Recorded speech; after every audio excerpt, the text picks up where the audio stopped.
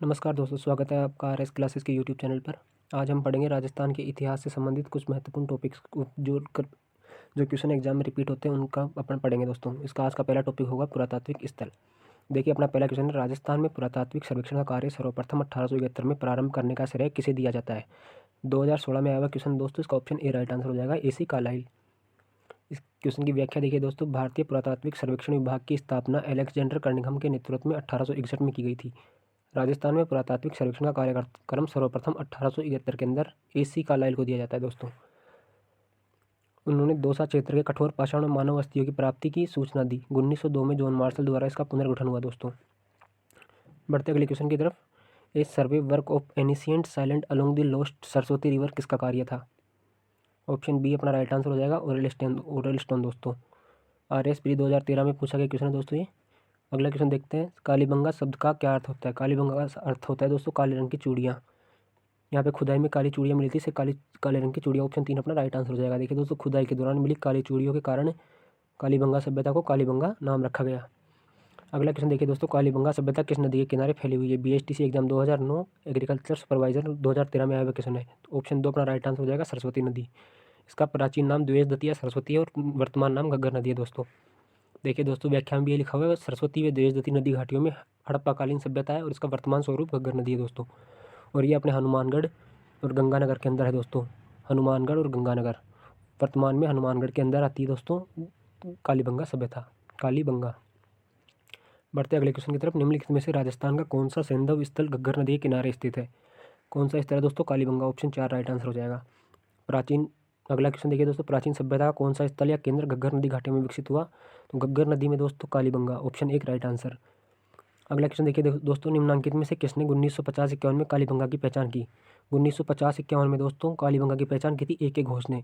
और 1961 के अंदर दोस्तों याद रखना, 1961 में BK थापर BB लाल था दोस्तों। BK थापर और BB लाल, ध्यान रखना दोस्तों, ये भी क्वेश्चन काफ़ी बार पूछा गया है। देखिए दोस्तों, इसकी व्याख्या में लिखा हुआ जरूर होगा। हाँ, ये रहा। कालीबंगा राजस्थान के हनुमानगढ़ जिला मुख्यालय से दक्षिण पश्चिम दिशा में स्थित है। इस स्थल में 1950-51 में अमलानंद घोष ने की थी और 1961 में BB लाल और BK थापर ने की थी दोस्तों। अगला क्वेश्चन देखिए दोस्तों, कालीबंगा सभ्यता को सर्वप्रथम प्रकाश में लाने का श्रेय किसे दिया जाता है? सबसे पहले कौन आया था दोस्तों? Amalanand Ghosh. Option 4 right answer हो जाएगा। ये एग्जाम 2007 में पूछा गया क्वेश्चन है दोस्तों ये। अगला क्वेश्चन देखिए, कालीबंगा कहाँ स्थित है? तो कालीबंगा भी अपन ने पढ़ा हनुमानगढ़ में स्थित है दोस्तों। BSTC 2008 व कारापाल 2012 में पूछा गया क्वेश्चन है दोस्तों ये। अगला क्वेश्चन देखिए दोस्तों, सिंधु घाटी सभ्यता से संबंधित निम्न में से कौन सा स्थल राजस्थान में स्थित है? राजस्थान कोटडीजी पाकिस्तान में है दोस्तों, धोलावीरा गुजरात में है, रोपड़ पंजाब में है और कालीबंगा अपना राइट आंसर हो जाएगा। ये देखिए दोस्तों, राजस्थान पुलिस कांस्टेबल 2020 में पूछा गया क्वेश्चन था। अभी वर्तमान में जो एग्जाम हुई थी थोड़े दिन पहले, उसमें पूछा गया क्वेश्चन है दोस्तों ये। हड़प्पाकालीन शहर कहाँ स्थित है? हड़प्पाकालीन शहर कालीबंगा हनुमानगढ़ में स्थित है दोस्तों, हनुमानगढ़ राजस्थान में। ये भी कांस्टेबल एग्जाम में पूछा गया क्वेश्चन था दोस्तों। बढ़ते हैं अगले क्वेश्चन की तरफ। कालीबंगा स्थल हनुमानगढ़ जिला मुख्यालय की किस दिशा में है? तो अब ये भी अपन ने ऊपर व्याख्या में पढ़ा था, दक्षिण पश्चिम दिशा में है दोस्तों। ऑप्शन 3 राइट आंसर हो जाएगा। निम्न में से कौन सा शब्दयुग्म सही नहीं है? पुलिस कांस्टेबल 2007 में पूछा गया था। कालीबंगा देखिए दोस्तों हनुमानगढ़ में है, श्रीगंगानगर में नहीं है। ऑप्शन 1 की अपना राइट आंसर हो जाएगा। सेम वैसा ही क्वेश्चन दोबारा बना था दोस्तों सेकंड ग्रेड 2018 के अंदर। पुरातात्विक स्थल और उनके जिलों को सम्मिलित कीजिए। तो कालीबंगा देखिए दोस्तों हनुमानगढ़ के अंदर स्थित है, चूरू में नहीं है। आहड़ उदयपुर में है, बैराड़ जयपुर में है और गणेश्वर सीकर में है दोस्तों। अगला क्वेश्चन देखिए दोस्तों, निम्न में से किस स्थान पर राजस्थान में सबसे प्राचीन सभ्यता के अवशेष मिले? तो सबसे प्राचीन दोस्तों अपने कालीबंगा थी, जो 1950 में उत्खनन हुआ था इसका, कालीबंगा। इसका राइट आंसर हो जाएगा कालीबंगा। दोस्त देखिए दोस्तों, अपन देखते हैं ऑप्शन 4 राइट आंसर हो जाएगा कालीबंगा का। 2014 में आया हुआ क्वेश्चन है दोस्तों। कालीबंगा स्वतंत्र भारत का वह पहला पुरातात्विक स्थल है जिसके बाद स्वतंत्रता के बाद पहली बार उत्खनन किया गया था, पश्चात रोपड़। तो सबसे पहले उत्खनन स्वतंत्रता के बाद कहाँ किया गया था दोस्तों? कालीबंगा में, उसके पश्चात रोपड़ में किया गया था। अगला क्वेश्चन देखिए दोस्तों, राजस्थान की सभ्यता के किस स्थल पर सर्वप्रथम हल से जुते हुए खेतों के साक्ष्य प्राप्त हुए? तो कालीबंगा के अंदर दोस्तों हल से जुते हुए खेतों के प्राप्त हुए। ये इसे ग्रिड पद्धति बोलते हैं दोस्तों। ये ऐसे ऐसे और ऐसे जुते हुए खेतों को ग्रिड पद्धति बोलते हैं। ये भी पूछा गया क्वेश्चन है दोस्तों कि किस पद्धति से हुए थे? ग्रिड पद्धति में। कालीबंगा के टीलों की खुदाई के दौरान दो विभिन्न कालों की सभ्यताएं प्राप्त हुई थी, 2400 से 2200 ईसा पूर्व और दूसरा भाग 2200 से 1700। तो अगर दोस्तों को एक पूछे तो इसमें आएगा 2500 से 1500 ईसा पूर्व। और अगर आपको वैसे पूछे तो 2350 आ जाएगा दोस्तों। अगर ऑप्शन में ये नहीं हो तो 2350 ऑप्शन में होगा। ईसा पूर्व मानी गई है। यहाँ एक दुर्ग, जुते हुए खेत, सड़कें, बस्ती, गोल कुआं, नालियाँ, मकान, धनी लोगों के आवास के स्थल प्राप्त हुए हैं। और दोस्तों ये कौन सी प्रकार की है? पूर्व हड़प्पाकालीन सभ्यता है दोस्तों। ये पूर्व हड़प्पाकालीन सभ्यता है। इसे जुते हुए खेतों के अवशेष रक्षा के प्राचीर दक्षिणी पूर्वी भाग में मिलते हैं। कालीबंगा से 7 अग्निवेदिकाएं प्राप्त हुई हैं। ये दोस्तों काफ़ी बार पूछा गया है, कितनी अग्निवेदिकाएं मिली हैं? 7 अग्निवेदिकाएं। और ये कौन से भाग, खेतों के जुताई किस भाग में? दक्षिणी पूर्वी भाग में। देखिए दोस्तों अगला क्वेश्चन इसी से रिलेटेड आ गया। कालीबंगा पुरातत्व स्थल जुता हुआ खेत किस दिशा में मिला है? इसका ऑप्शन हो जाएगा ऑप्शन नंबर 3 दक्षिण पूर्व में। अभी अभी अपन ने पढ़ा है दोस्तों, कॉलेज व्याख्याता सारंगी में पूछा गया, 2019 में भी पूछा गया क्वेश्चन है दोस्तों ये। अगला क्वेश्चन देखिए दोस्तों, प्राचीनतम जुते हुए खेत के पुरातात्विक अवशेष किस सांस्कृतिक स्तर से प्राप्त हुए हैं? जुता हुआ खेत दोस्तों प्राक हड़प्पा युगीन सभ्यता में कालीबंगा में प्राप्त हुए हैं। 7 अग्निवेदिकाओं की पंक्ति से प्राप्त हुई है। तो 7 अग्निवेदिकाएं दोस्तों कहाँ से मिली अपने को? कालीबंगा। ऑप्शन 4 राइट आंसर हो जाएगा। सेकंड ग्रेड साइंस डिपार्टमेंट 2019 में पूछा गया क्वेश्चन है दोस्तों ये। अगला क्वेश्चन देखिए दोस्तों, कालीबंगा क्षेत्र में कितनी अग्निवेदिकाएं प्राप्त हुई हैं? तो कालीबंगा में 7 अग्निवेदिकाएं मिली थी। अगला क्वेश्चन देखिए दोस्तों, निम्नलिखित में से कौन सा काल कालीबंगा सभ्यता से संबंधित है? महिला पर्यवेक्षक 2019 में पूछा गया क्वेश्चन है दोस्तों। अधीनस्थ ने ये क्वेश्चन पूछा था, तो इसका राइट आंसर माना था जिसने 2500 से 1500 ईसा पूर्व। अगला देखिए दोस्तों, 6000 तो इसमें था ही नहीं, अपन ने थोड़ी देर पहले पढ़ा था। 500 से 1500 भी नहीं था। और ऑप्शन 4 2500 से 1500 ईस्वी है दोस्तों, यही मतलब ईसा पूर्व के बाद के समय। तो ऑप्शन 4 भी वैसे गलत हो जाएगा। अगला क्वेश्चन देखिए दोस्तों, निम्नांकित में से राजस्थान के किस स्थान से सिंधवकालीन अवशेष प्राप्त हुए हैं? सिंधवकालीन अवशेष दोस्तों कालीबंगा से ही प्राप्त हुए। अपन ने काफ़ी बार व्याख्या में क्वेश्चन पढ़ लिया, सिंधवकालीन अवशेष कालीबंगा से मिले हैं दोस्तों। अगला क्वेश्चन देखिए दोस्तों, निम्नांकित में से किस इतिहास वेदा ने कालीबंगा को सिंधु घाटी साम्राज्य की तीसरी राजधानी कहा था? 2014 में पूछा गया था द्वितीय श्रेणी में, दशरथ शर्मा इसका राइट आंसर हो जाएगा दोस्तों। कालीबंगा में प्राप्त चबूतरे निर्मित है, मिट्टी की ईंटों से निर्मित है दोस्तों। ये 2016 में आया हुआ था, मिट्टी की कच्ची ईंटों से निर्मित चबूतरे हैं दोस्तों। कालीबंगा का फर्श पूरे हड़प्पा काल का एकमात्र ऐसा उदाहरण है जहां अलंकृत ईंटों का प्रयोग हुआ है। मकान की नालियां, शौचालय, भट्टियां, कुछ संरचनाओं में पक्की ईंटों का भी प्रयोग किया गया है। कमरों के ऊपर छेद किए गए हैं। व किवाड़, मुद्रा व व्याघ्र का अंकन एकमात्र इसी स्थल से मिला है। यहाँ प्राप्त सिंधु घाटी पुरावशेषों का संरक्षण हेतु एक संग्रहालय की भी स्थापना की गई है दोस्तों। ये क्वेश्चन भी पूछा गया है दोस्तों राजस्थान पुलिस में। संग्रहालय कहाँ है? ये हनुमानगढ़ में है दोस्तों, ध्यान रखिएगा। बढ़ते हैं अगले क्वेश्चन की तरफ।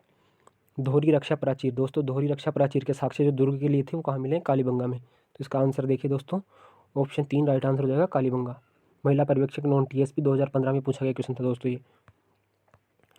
आप इनकी व्याख्या दोस्तों खुद पढ़िएगा, मैं टेलीग्राम चैनल पे डाल दूंगा। टेलीग्राम चैनल की लिंक आपको इस वीडियो के एंड में मिल जाएगी दोस्तों। वहाँ पे आप इसको पीडीएफ मिल जाएगी और आप इनकी हर एक क्वेश्चन की व्याख्या ढंग से पढ़ लीजिएगा, ताकि आपको आने वाले एग्जाम में बिल्कुल भी दिक्कत ना हो। और इस पीडीएफ के अलावा आपको और कुछ ही पढ़ने की जरूरत नहीं है। इस पीडीएफ और इनकी व्याख्या में पूरे चैप्टर को कवर किया गया है दोस्तों। अगला क्वेश्चन देखिए दोस्तों, निम्नलिखित में से किस सभ्यता में विकसित एवं सामरिक महत्व की किलेबंदी के अवशेष प्राप्त हुए हैं? तो किलेबंदी कहाँ थी दोस्तों? कालीबंगा में। ऑप्शन 2 राइट आंसर हो जाएगा। अगला क्वेश्चन देखिए दोस्तों, निम्नलिखित में से राजस्थान के किस स्थल से प्राप्त मर्द भांडों के लाल धरातल पर काले रंगों की सुंदर ज्यामितीय डिजाइनों को सजाया गया है? तो इसका ऑप्शन हो जाएगा ऑप्शन 4 राइट आंसर, कालीबंगा। उद्योग प्रसार अधिकारी 2018 में पूछा गया क्वेश्चन है दोस्तों ये। अगला क्वेश्चन देखिए दोस्तों, कालीबंगा से हड़प्पा पूर्व की सभ्यता से मिलते जुलते अवशेष पाकिस्तान में किस स्थान पर मिले हैं? कोट दीजी। कोट दीजी दोस्तों पाकिस्तान में, और ये कालीबंगा से मिलते जुलते हैं दोस्तों। ध्यान रखिएगा दोस्तों, ये क्वेश्चन भी वापस रिपीट होने की संभावना पूरी है कि ऐसे अवशेष कहाँ मिले हैं जो कालीबंगा से मिलते जुलते हैं। कोट दीजी या कोट डिगी पाकिस्तान के सिंध प्रांत में सिंधु नदी के तट पर स्थित यह स्थल अग्नि में 2 बार नष्ट हो गया था दोस्तों। इसके साक्ष्य प्राप्त हुए। यहाँ प्राक हड़प्पा सभ्यता विकसित हुई थी। देखिए दोस्तों, अगला क्वेश्चन इसी से संबंधित बना है। कोट डिगी सभ्यता का संबंध रहा है हड़प्पा की पूर्व की सभ्यता से। Option A right answer. प्राक का मतलब होता है दोस्तों पूर्व, पूर्व के अंदर। अगला क्वेश्चन देखिए दोस्तों, ताम्र नगरी या ताम्र सभ्यता कौन सी कहलाती है? ताम्र नगरी। आहड़ को ताम्र नगरी कहा गया है दोस्तों। ऑप्शन 2 राइट आंसर हो जाएगा, आहड़। यहाँ ताम्र उपकरण, बर्तन, काले रंग के मर्द भांड, काले व लाल रंग के मर्द भांड आदि प्राप्त हुए। तांबे के उपकरणों की प्रचुर मात्रा के कारण प्राचीन काल में इसे ताम्रवर्ती नगरी कहा जाता था। और दोस्तों इसे धूलकोट भी कहा जाता था और ब्लैक एंड रेड वेयर भी कहा जाता था। बढ़ते अगले क्वेश्चन की तरफ। निम्न में से किस स्थल को ताम्रवती नगरी के नाम से भी जाना जाता है? सेकंड ग्रेड में पूछा गया क्वेश्चन है 2011 में, सेकंड ग्रेड संस्कृत। और कनिष्ठ अनुदेशक वेल्डर सीधी भर्ती 2019 में पूछा गया है। तो ऑप्शन 2 राइट आंसर हो जाएगा, आहड़ अपना। ताम्रवती नगरी आहड़। निम्न में से राजस्थान की ताम्रयुगीन सभ्यता सबसे प्रमुख सभ्यता कौन सी? ताम्रयुगीन में सबसे प्रमुख दोस्तों आहड़ आ जाएगी। देखिए दोस्तों, ताम्रयुगीन से आप याद रखना आहड़। अगला क्वेश्चन देखिए दोस्तों, आहड़ का प्राचीन नाम था ताम्रवती नगरी। ऑप्शन ए आघाटपुर भी था दोस्तों, इसका धूलकोट भी था और बैराट भी था, लेकिन सबसे पहले इसका नाम पड़ा था दोस्तों ताम्रवती नगरी। बैराट इसका तो बिल्कुल नहीं होगा, पीसी एग्जाम 2007 में पूछा गया है, तो सबसे पहले इसका नाम क्या था दोस्तों, ताम्रवती नगरी। देखिए दोस्तों, प्राचीन शिलालेखों में आहड़ का पुराना नाम ताम्रवती अंकित है। 10वीं व 11वीं शताब्दी में इसे आघाटपुर नाम दिया गया तथा आघाट दुर्ग के नाम से भी जाना जाता है, और वर्तमान में इसे स्थानीय भाषा में क्या बोलते हैं, धूलकोट दोस्तों। स्थानीय भाषा के स्थानीय लोग वहाँ पे धूलकोट के नाम से जाना जाता है दोस्तों। बढ़ते हैं आज के अगले क्वेश्चन की तरफ। निम्नलिखित में से कौन से स्थल को धूलकोट भी कहा जाता है, तो अभी अभी अपन ने पढ़ा है आहड़ को धूलकोट भी कहा जाता है दोस्तों। ऑप्शन 2 राइट आंसर हो जाएगा। अगला क्वेश्चन देखिए दोस्तों, प्रोफेसर एच.डी. साकलिया के निर्देशन में जिस सभ्यता का उत्खनन हुआ वह है। एच.डी. साकलिया ने दोस्तों आहड़ का उत्खनन किया था 1961-62 में। इस स्थल की खोज 1953 में अक्षय कीर्ति व्यास ने ए.के. व्यास ने की थी दोस्तों, और रतन चंद्र अग्रवाल ने 1954 में 1961-62 में हंसमुख धीरज साकलिया दोस्तों, जो मैंने अभी बताया था 1961-62 में एच.डी. साकलिया द्वारा इसका उत्खनन करवाया गया था। और खोज किसने की थी कि अक्षय कीर्ति व्यास ने दोस्तों। ध्यान रखिएगा, अक्षय कीर्ति व्यास और रतन चंद्र अग्रवाल ने इसकी खोज की थी, वह इसका उत्खनन हंसमुख धीरज साकलिया ने करवाया था। प्रथम काल इसको 2 कालखंडों में बांटा गया है। जो पहले कालखंड ताम्रयुगीन में, द्वितीय कालखंड लोहयुगीन है दोस्तों। ये दोनों की सभ्यता है, ताम्रयुगीन सभ्यता भी है और लोहयुगीन भी है दोस्तों। अगर आपके पास ऑप्शन में लोहयुगीन हो तो इसको राइट आंसर कीजिएगा। बढ़ते अगले क्वेश्चन की तरफ। आहड़ का उत्खनन कार्य किसके नेतृत्व में निष्पादित किया गया था। देखिए दोस्तों, अब की बार उत्खनन पूछ रहा है, तो एच.डी. साकलिया के नेतृत्व में।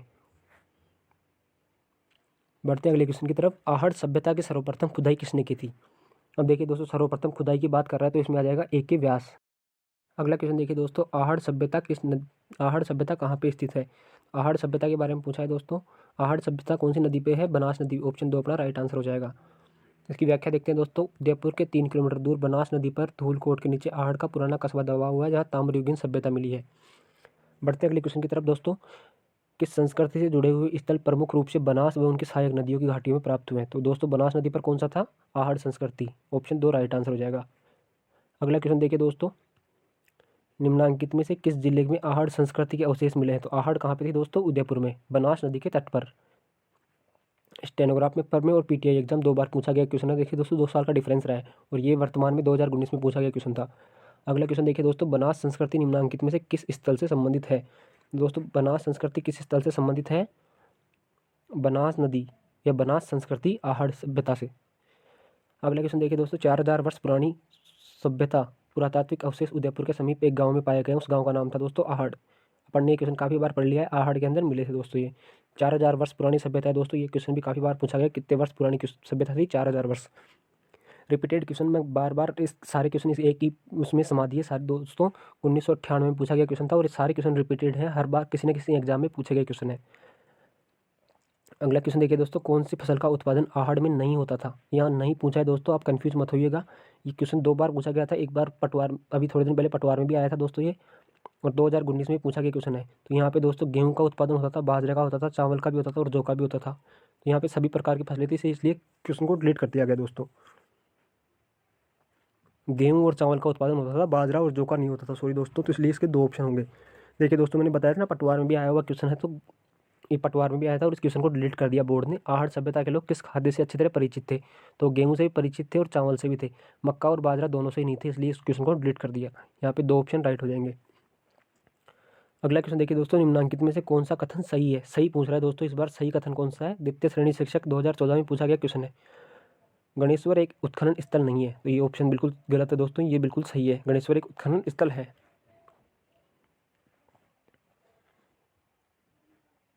बैराठ एक ग्राम्य संस्कृति का केंद्र था। नहीं दोस्तों, बैराठ एक नगरीय सभ्यता का केंद्र था। कालीबंगा एक लोहयुगीन संस्कृति का उदाहरण है, ये भी गलत है दोस्तों। ऑप्शन 4 देखिए, आहड़वासियों का महत्वपूर्ण व्यवसाय वैसे तांबे को गलाना व ताम्र वस्तुएं बनाना था। देखिए दोस्तों, मैंने आपको बताया था आहड़ ताम्रवती नगरी के नाम से विख्यात है, इसलिए तांबे की वस्तुएं यहाँ पे बनती थी। तो ऑप्शन 4 अपना राइट आंसर हो जाएगा। अगला क्वेश्चन देखिए दोस्तों, आहड़ सभ्यता में प्राप्त उपकरण मुख्यतः निर्मित हैं। आहड़ सभ्यता में प्राप्त उपकरण कैसे निर्मित थे दोस्तों, तांबे से, क्योंकि ताम्रवती नगरी थी। अगला क्वेश्चन देखिए दोस्तों, आहड़ के विषय में निम्नांकित कथनों में से कौन सा असत्य है दोस्तों। असत्य कथन पूछ रहा है अपने को, द्वितीय श्रेणी 2017 में आया हुआ क्वेश्चन है। ऑप्शन 1 देखिए दोस्तों, आहड़ के उत्खनन से मानव जीवन में विभिन्न प्रकाश चरणों पर प्रकाश पड़ता है। आवास या भवनों के नींव ईंटों की होती थी, मिट्टी व कच्ची ईंटों से निर्मित भवन अब उपलब्ध नहीं है। देखिए दोस्तों, वैसे तो ये सारे सही हैं, लेकिन अच्छे से देखा जाए तो वर्तमान में सभी नष्ट हो गए हैं, तो ये ऑप्शन 3 राइट आंसर हो जाएगा अपना। देखिए दोस्तों, इस क्वेश्चन की अपन व्याख्या पढ़ते हैं। आहड़ के आवासीय भवन ईंटों से निर्मित थे तथा तांबे के उपकरणों की प्रचुरता के कारण प्राचीन काल में इसे ताम्रवर्ती नगरी कहा जाता था। यहाँ अनाज रखने के बड़े भांड भी मिले हैं, जिन्हें स्थानीय भाषा में गोरे और कोठे कहा जाता था दोस्तों। अनाज रखने की जो कोठियाँ होती थी, जो गोरे और कोठे कहा जाता था। आहड़ विशेष कलाकृति के बर्तनों को ब्लैक एंड रेड वेयर कहा जाता था, जिन्हें काले व लाल रंग के मर्दभांड भी कहते थे। ब्लैक एंड रेड वेयर को क्या बोलते हैं दोस्तों? काले व लाल रंग के मर्दभांड। अगला क्वेश्चन देखिए दोस्तों, अनाज रखने के बड़े मर्दभांड जिन्हें गोरे बंकोट कहा जाता था, किस प्राचीन सभ्यता से प्राप्त हुए थे? तो ऑप्शन 4 अपना राइट आंसर हो जाएगा, आहड़ सभ्यता से। अगला क्वेश्चन देखिए दोस्तों, कौन सी वस्तु आहड़ सभ्यता के स्थलों से संबंधित है? तो कौन सी वस्तु है दोस्तों? चावल नहीं थे यहाँ पे, कर्षण लोहित मर्दभांड, तांबे की वस्तुएं और चित्रित धूसर मर्दभांड। देखिए दोस्तों, ये भी है और ये भी अपना राइट आंसर है, लेकिन यहाँ तांबे की वस्तुओं और ये कौन सा स्थलों से संबंधित है? तो ऑप्शन 4 यहाँ पे राइट आंसर हो जाएगा, चित्रित धूसर मर्दभांड। अगला क्वेश्चन देखिए दोस्तों, लाल व काले रंग के मर्दभांड कहाँ पे मिले थे? 2016 में पूछा गया क्वेश्चन है, और देखिए दोस्तों बार बार रिपीट होता है 2016 के बाद 2017 में, तो ऑप्शन बी अपना राइट आंसर हो जाएगा, आहड़ सभ्यता। आहड़ संस्कृति के लोग निम्नांकित में से किस धातु से परिचित नहीं थे? तो तांबे से परिचित थे, लोहे से परिचित थे, टिन से परिचित थे, चांदी से परिचित नहीं थे दोस्तों। चांदी हड़प्पा काल में अपने बिल्कुल भी नहीं आई थी दोस्तों, ध्यान रखिएगा, किसी भी सभ्यता में चांदी का उपयोग नहीं बताया जाता। आहड़वासी तांबे के साथ लोहे के उपकरणों का भी प्रयोग किए करते थे। मैंने अभी आपको थोड़ी देर पहले व्याख्या में बताया था, ताम्र युगीन सभ्यता थी और बाद में लोह युगीन सभ्यता हो गई थी दोस्तों। बढ़ते हैं आज के अगले क्वेश्चन की तरफ। आहड़ के उत्खनन से प्राप्त कौन सी सामग्री बाह्य संपर्कों का संकेत देती है? तो दोस्तों कौन सी ऐसी सामग्री थी जो बाहर के संपर्कों का संकेत देती है, जैसे आउट ऑफ इंडिया, चीन की सभ्यता, गणित और अन्य सभ्यताओं से संबंधित थी? तो ऑप्शन 3 अपना राइट आंसर हो जाएगा, लेपिस लाजुली। लेपिस लाजुली एक प्रकार का पत्थर है जो ईरान से प्राप्त होता था, जो ईरान की सभ्यता से संबंधित है। तांबे के उपकरण यहीं पे बनते थे, टेरिकोटा मन के भी यहीं बनते थे, सेलकड़ी की मोहरें भी यहीं बनती थी दोस्तों। सेलकड़ी की मोहरों का प्रमुख स्थान दोस्तों मोहनजोदड़ो था, ध्यान रखिएगा। सेलकड़ी की मोहरें कहाँ बनती थी? मोहनजोदड़ो में। आज का अगला क्वेश्चन देखिए दोस्तों, दो मुंह का चूल्हा बहुत प्रकार के बर्तनों के साथ सिलबट्टा व पैन निम्नलिखित में से किस स्थान की खुदाई में मिले हैं? दो मुंह का चूल्हा दोस्तों आहड़ में मिला था दोस्तों। देखिए, आहड़ के मकानों में एक से अधिक चूल्हे मिले हैं। यहाँ रसोई 2 व 3 मुंह वाले चूल्हे तब बलुए पत्थर से सिलबट्टे प्राप्त हुए हैं। यहाँ घर में एक साथ 6 चूल्हे भी प्राप्त किए जाते थे। तो 6 चूल्हों का मतलब हो गया दोस्तों यहाँ पे दोस्तों एक संयुक्त परिवार की प्रथा प्रचलित थी, संयुक्त परिवार। ध्यान रखिएगा दोस्तों, ये क्वेश्चन बना हुआ है, संयुक्त परिवार का मतलब 6 चूल्हे थे, इसलिए संयुक्त परिवार माना गया है दोस्तों यहाँ पे। गणेश्वर सभ्यता जो सीकर में अवशेषित है, उसके चिन्ह उपस्थित हैं। गणेश्वर सभ्यता दोस्तों कहाँ पे है? ये इनडायरेक्टली यहीं पूछ रहा है, और ये देखिए दोस्तों कितनी बार पूछा गया है। Second grade RPSC 2004, second grade Sanskrit 2011, महिला पर्यवेक्षक 2019, आर्थिक अन्वेक्षक 2018, कनिष्ठ वैज्ञानिक 2019 दोस्तों, कितनी बार रिपीट क्यों हुआ है? और ये क्वेश्चन ऑप्शन 3 अपना राइट आंसर हो जाएगा, सीकर में। गणेश्वर सभ्यता कहाँ है दोस्तों? सीकर को कांटली नदी के तट पर दोस्तों। इसकी देखिए दोस्तों अपनी व्याख्या पढ़ते हैं। प्राक हड़प्पाकालीन सभ्यता ताम्रयुगीन यह स्थल सीकर जिले की नीम के थाना तहसील में कांतली नदी पर है दोस्तों। नीम का थाना तहसील है और नदी कौन सी है? कांतली। इसका उद्गम स्थल है। इसका उत्खनन 1977 में रतन चंद्र अग्रवाल, RC अग्रवाल ने किया था, और 1978 में विजय कुमार ने करवाया था दोस्तों। ताम्रयुगीन संस्कृतियों में सबसे प्राचीन है दोस्तों ही। ताम्रयुगीन सभ्यताओं की जननी भी कहा जाता है दोस्तों। सबसे प्राचीन ताम्रयुगीन में कौन सी है दोस्तों? गणेश्वर सबसे प्राचीन है, जो सीकर में अवस्थित है। ध्यान रखिएगा दोस्तों, ये क्वेश्चन भी काफी बार बना हुआ है। ताम्रयुगीन सभ्यताओं की जननी किससे कहा जाता है? सबसे बड़ी ताम्रयुगीन सभ्यता तो आहड़ हो जाएगी दोस्तों, और ताम्रयुगीन सभ्यताओं की जननी सीकर में है गणेश्वर सभ्यता। देखिए दोस्तों अगला क्वेश्चन, किस ताम्र पाषाण स्थल की सबसे ज्यादा ताम्र सामग्री प्राप्त हुई है? तो ताम्र सामग्री, तांबे के उपकरण सबसे ज्यादा कहाँ प्राप्त हुए दोस्तों? गणेश्वर में। ऑप्शन 4। आपने देखा होगा तांबे का वर्तमान में खेतड़ी झुंझुनू में भी काफ़ी जो है, सीकर में भी काफ़ी है, तो यहाँ पे इसीलिए गणेश्वर सभ्यता तांबे से निर्मित है दोस्तों।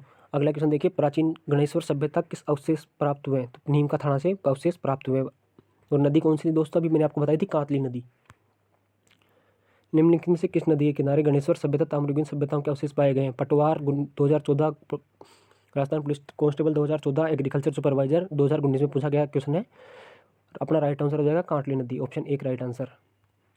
अगला क्वेश्चन देखिए दोस्तों, बैराट किस सभ्यता के अवशेष प्राप्त हुए? बैराट से दोस्तों कौन सी सभ्यता मिली है? मौर्यकालीन सभ्यता थी दोस्तों। अशोक के समय की सभ्यता थी मौर्यकालीन सभ्यता, जो बौद्धकालीन भी मानी जाती है दोस्तों, इसको बौद्धकालीन सभ्यता भी बोलते हैं। बैराट सिंधु घाटी सभ्यता से प्राग ऐतिहासिक काल के समकालीन इस स्थल में मौर्यकालीन अशोक के शिलालेख व मध्यकालीन अवशेष प्राप्त हुए हैं। इसके उत्खनन में 36 मुद्राएं मिली हैं, जिसमें 8 चांदी की पंचमार्क मुद्राएं थी दोस्तों। ये 100% ध्यान रखना, ये क्वेश्चन काफ़ी बार बना हुआ है। कौन सी प्रकार की मुद्राएं थी? पंचमार्क मुद्राएं। इसमें 28 इंडो ग्रीक थी दोस्तों। 16 मुद्राएं राजा मिनांडर की वस्तु थी। ठीक है दोस्तों, आज अपनी क्लास को यहीं पे समाप्त कर रहे हैं। इसके आगे क्वेश्चन मैं आपको अगली क्लास में बताऊंगा। अगर आपको क्लास अच्छी लगी तो इसे लाइक, शेयर और सब्सक्राइब जरूर कीजिएगा दोस्तों। लाइक कीजिएगा और चैनल को सब्सक्राइब करना मत भूलिएगा दोस्तों। और इसी प्रकार मैं आपको आगे के सारे जितने भी क्वेश्चन, रिपीटेड क्वेश्चन है, आपको रोज़ बताता रहूँगा। धन्यवाद दोस्तों। RS क्लासेस आपके लिए हमेशा सदैव